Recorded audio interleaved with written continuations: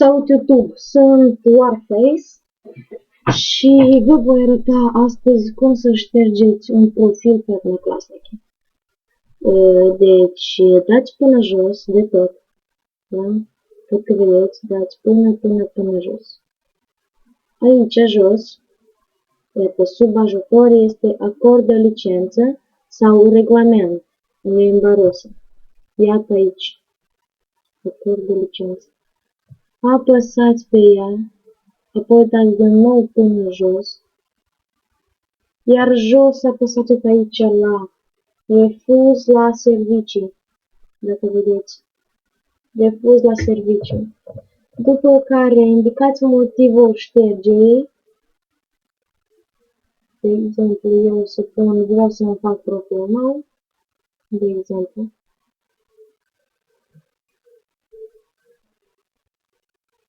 Și apoi introduceți parola.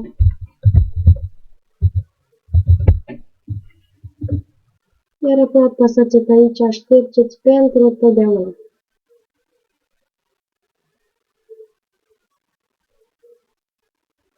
Așteptați, ați șters, vă ia foarte puțin, un minut și ceva, cu comentariile mai mult, deci, dacă v-a plăcut, subscribe, like, la revedere, cu voi a fost Warface, goodbye!